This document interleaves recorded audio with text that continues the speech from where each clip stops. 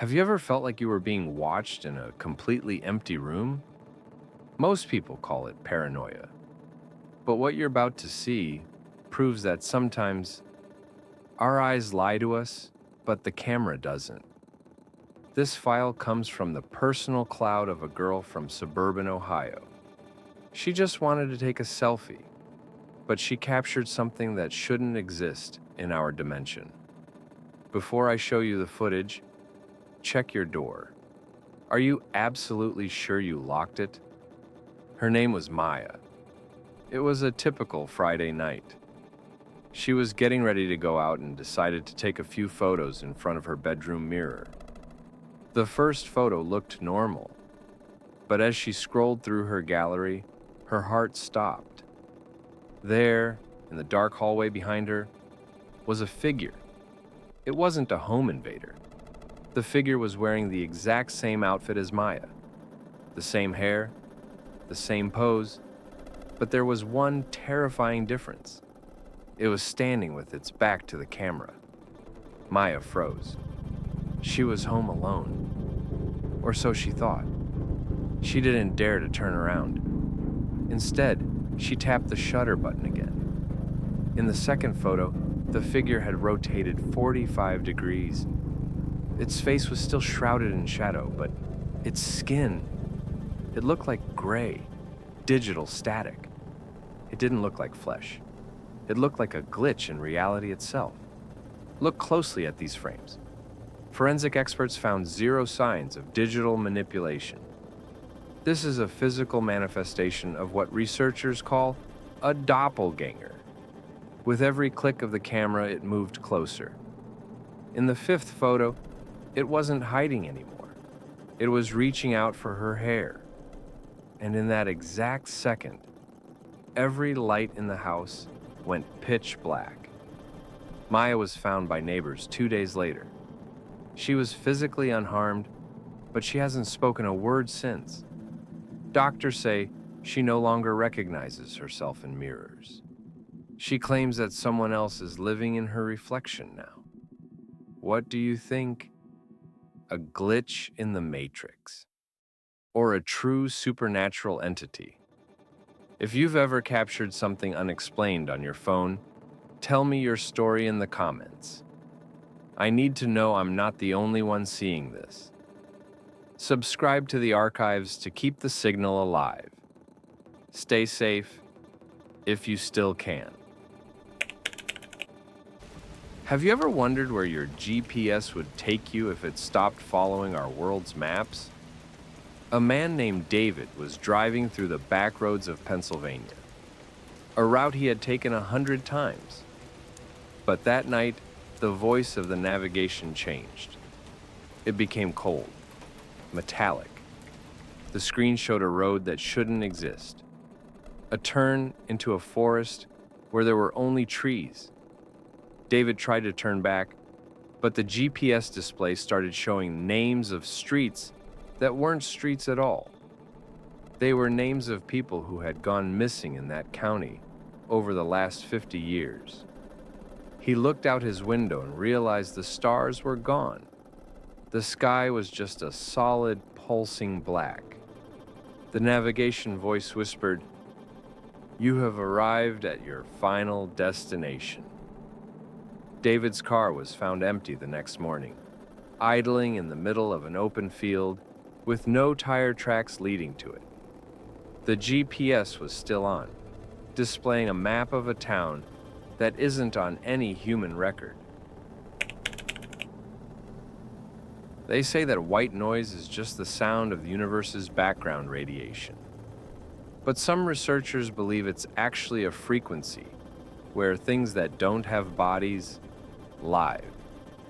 An urban explorer entered an abandoned hotel in Nevada.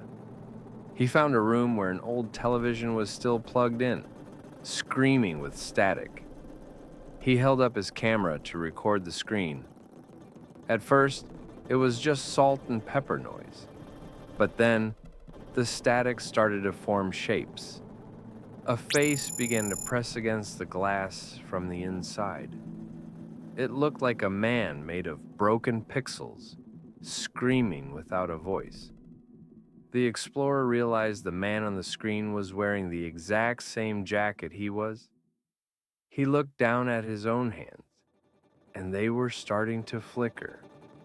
He was becoming part of the broadcast.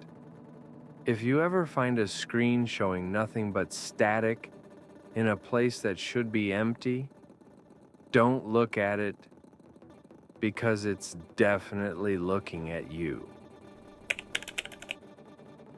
This is why you should never press a button for a floor that isn't on the directory. A night shift worker in Seattle entered an elevator.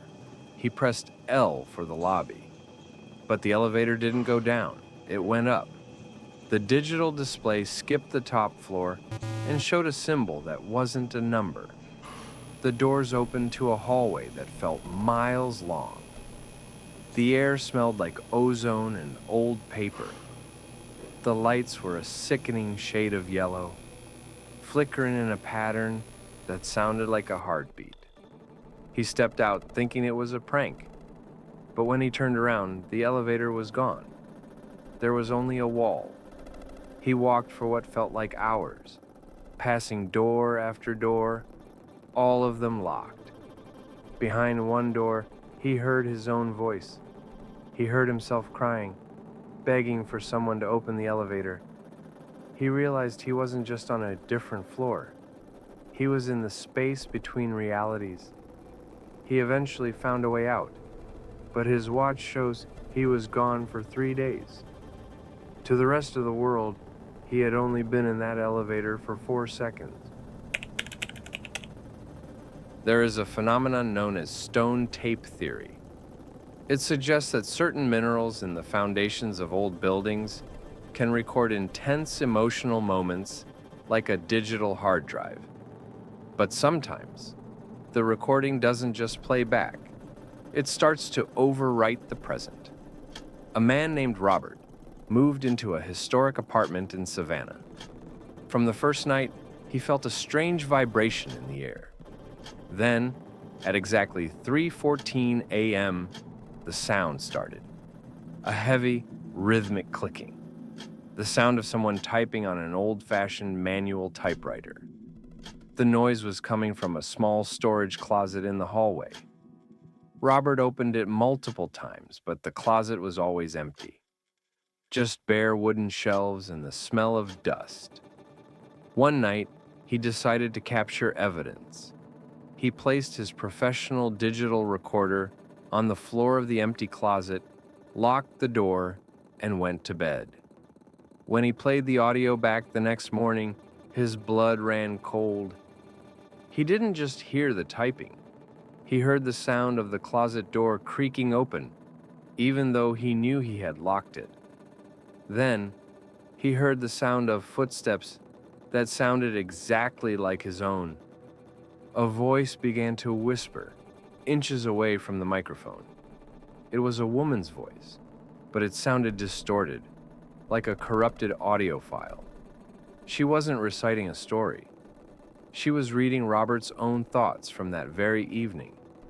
Conversations he had held in private. Names of people he hadn't thought about in years. Driven by a mix of fear and obsession, Robert began to tear at the back wall of the closet. Behind the old wallpaper and the lath, he found a hidden cavity. Inside sat a small circular mirror with a frame made of dark, tarnished silver. When he looked into the mirror, he didn't see the closet. He saw a black and white version of his own apartment, but it looked like it was from the 1940s. And there, sitting at a desk, was a man. The man turned around, and Robert saw his own face. But it was a version of himself that looked exhausted, gray, and ancient. This other Robert looked directly into the mirror, into the future, and whispered, "I'm almost finished with your story." Robert realized then that the ghost in the house wasn't a stranger from the past. It was a version of himself that had been pulled back through time, trapped in a loop, forced to type out the events of his own life before they even happened. Every time Robert heard that typing, it was the sound of his own future being erased. If you ever move into a place and hear a repetitive sound that has no explanation, do not try to record it. Some echoes aren't just memories, they are traps. And once you hear the full recording, it might be too late to change the ending.